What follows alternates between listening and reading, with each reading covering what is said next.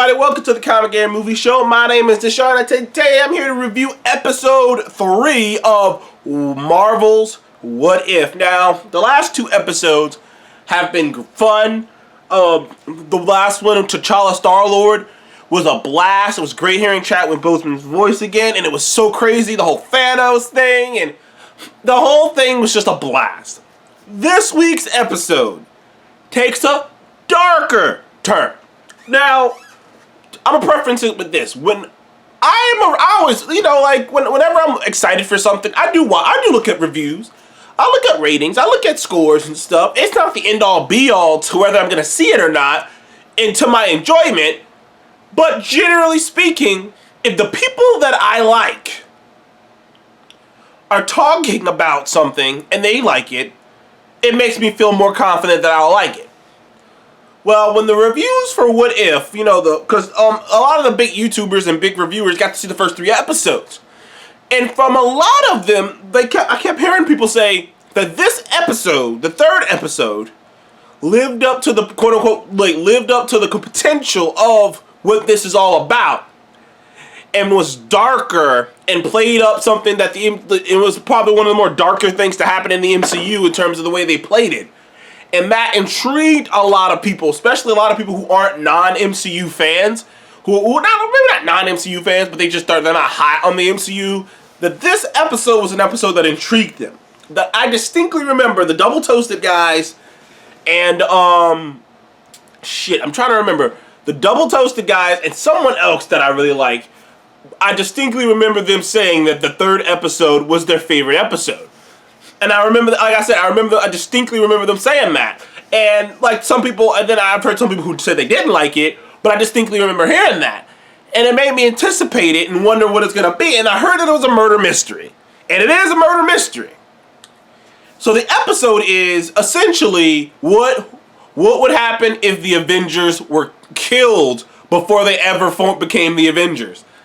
And the episode takes place around in what we call in the MCU Fury's Big Week. Back in the day when Iron Man 2, Thor, and the Incredible Hulk, all of that happened in a single week. In fact, all of that happened in a matter of days. Like, the events of Iron Man 2 happened on Monday. Then the next day, the events of the Incredible Hulk happened on Tuesday. The events of Thor, it all happened in a matter of a week. In a matter of a week, Nick Fury had to deal with Iron Man, discover Thor, find the Hulk, and at the end of that week, on that Friday, he discovered Captain America. It was a crazy week for Nick Fury. So they frame the events of what's going on of this murder mystery around Fury's Big Week. And it starts off with Fury visiting Tony Stark in the donut, Iron Man 2. And it's that scene in Iron Man where, where Natasha is revealed to be the Black Widow. And she's in her first time you ever see her in the SHIELD outfit looking kind of looking like Black Widow. And Tony gets, it's the scene where she hits him in the neck, she jabs him in the neck with a syringe. And injects something into him, and it helps him. It takes the little road rat, the weird tech lines off of his neck, and it gives him the ability to think straight and to be able to discover, I gotta describe Iron Man 2 to you. Go back and watch it. It's on Disney+. But, this time something goes wrong and Tony Stark dies. Now, honestly, it was nuts. Because I didn't know where they were going with this. And the entire episode is a murder mystery as every Avenger slowly dies. Even Thor, in the scene where Hawkeye was aiming the bow at Thor, but he didn't pull the trigger, obviously. And at that moment, Thor was vulnerable, if you recall. He was just a human, so he could die from anything. Honestly, a dude with a gun could have walked up on Thor at this moment in time when he was completely human and killed him. So Hawkeye's arrow goes into his chest, kills Thor. What the hell's happening? Then Hawkeye's dead. Then fucking Hulk. But, by the way, it was cool seeing Mark Ruffalo come back and be inserted into the scenes in the Incredible Hulk movie. I feel like that's how they're going to go about it. They're going to just, basically just be like, well, the movie happened, but Mark Ruffalo was in it instead. I feel like that's how they're going to go about it. I don't know the actress they got to play Betty Ross. I don't think that it was the woman who played her in The Incredible Hulk. I don't think it was. I think her name was Liv Tyler. Is it Liv Tyler? I think it's Liv Tyler. I don't think they got her to come back and voice the character. So I'm not sure. And honestly, if you really think about it, Betty's the only character from that movie who isn't making a return. Abomination, Tim Roth is coming back. William Hurt has already come back and will be in more films in more projects in the future.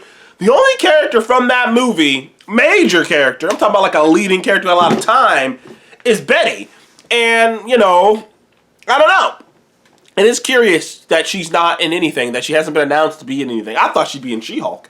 I mean, maybe she still will, but I do find that a bit curious. But regardless of which, it was cool seeing Mark Ruffalo voice the Hulk and be inserted into this. The actress that got to play Natasha was Lake Bell. And if you wonder why that voice might sound familiar to you, you've seen her in movies before. I know her. I can't think of a movie off the top of my head, but I know I've seen her in stuff. And she voices Poison Ivy on the Harley Quinn show. So she did a great job as Natasha. They got a lot of the cast back. You got Nick Fury back. You got Jeremy Renner back. You got fucking sorry. You got my boy Clark Gregg back as Phil Coulson. And he was killing it. I loved him as Phil Coulson. He was so fun in this episode. Just fanboying out. Kind of creepy when he was sniffing Thor's dead body. And he was like, man, even decomposing, he smells like lavender. like what? Like I said, dude, there was some fun bits, but it is a dark episode. Like I said, the Avengers are dying, and the way the Hulk dies was brutal. It was like, oh my god, like he just puffed into smoke, and it was just like, ooh, it was brutal. It was bad. It was bad. And eventually, like I said, it's just a murder story. It's going through Fury's big week, and eventually we finally get to the conclusion. Black Widow discovers who it is, but she's getting killed. The classic murder. That's classic murder mystery right there. Is at a certain point in a murder mystery, the main character or a character who's with the main character, usually his partner or his girlfriend or his brother or someone close to him, finds out the truth and they die before they can get it to him. But before they die, they're able to get out just enough information somehow. Maybe they left a note, maybe they mailed something, maybe they threw some, maybe they left a clue, but they find a way to get the before they die, they find a way to get the information to the main character. And that's what happened here. Natasha found a way to get the information to Nick Fury. She said it's hope. It's about hope. And we discover, dun dun dun, it's fucking Hank Pym as Yellow Jacket has been going around murdering all the Avengers. And we never knew what the what if is, because someone pointed this out, and I'm going to agree with them. The other two episodes, we knew exactly what the actual what if, what the change was. Peggy staying in the room was the change. Yondu allowing his subordinates to go after the kid instead of going it himself was the change. Turns out, but we didn't know what the change was in this one until the end, which was kind of a cool concept to play with. Is we're not going to let you know what the what if is. You're going to just get to read it, and you won't know what actually happened until the end. You won't know what changed to make this happen until the end. As it turns out, in this reality, Hope Van Dyne joined S.H.I.E.L.D. She joined S.H.I.E.L.D. and she died on a mission. She joined S.H.I.E.L.D. like her parents once did, and she died on a mission. Her death drove Hank Pym completely over the edge. And he blamed Fury, he blamed S.H.I.E.L.D., but in particular, like I said, he blamed Nick Fury. And he would not let Fury, basically, he was going to ruin Fury's big, huge plans and then kill Fury. And he blamed him. And look, he's completely batshit. And it kind of brings up a bunch of other things. First of all, something that's never really it's kind of understated. They kind of briefly brought it up, but they didn't do a good job at Ant-Man or really getting into it. But the concept that he even brought up in the first Ant-Man is the Pym particles, too long of exposure to it can fuck with your head. it can fuck with your head. And he said that the reason he stopped using it, the reason that he needed Scott, or he himself couldn't use, the Ant-Man suit anymore, is because he was like, it took a toll on my body and my mind. It's always sort of hinted that the Ant-Man, the constant use of the Pym particles is why he's so on edge and he's so, wound up. But the idea that they're playing with here is that Hope kept him sane. Hope kept him together. Hope kept him. And without her, he just went off the deep end because he has no one now. He has nothing. And he blames Nick for it. He blames S.H.I.E.L.D. in particular, and he blames Nick in particular because he says that Nick's the one who talked her into joining S.H.I.E.L.D. Nick's the one who got her killed for sending her on these missions, and he just went batshit. And second of all, it just proves something, that if you are an MCU fan, comics, the different. But if you're an MCU fan, you kind of already thought this, had this thought go through your brain. Ant-Man ain't to be fucked with. Ant-Man is potentially the most dangerous superhero on Earth. Because science guys made a video talking about how technically Ant-Man is the most dangerous hero on Earth. Technically, he could just do certain things. He can grow infinite sizes. Technically, he can shrink. He could shrink down and just murder you from the inside. He could shrink down so small that he could just drop inside of you without having to get in any hole and just expand. The amount of things he could do are almost endless. And the power that he packs with the shifting and sizes and whatnot, it just makes him, in actuality, Ant-Man could murder everyone, which just kind of actually gives more credence and actually gives more to the original Ant-Man movie and explains why Hank Pym was so nervous to let anyone get their hands on these Pym particles, because you're like, man, if people could use this Ant-Man formula, they could murder a lot of people.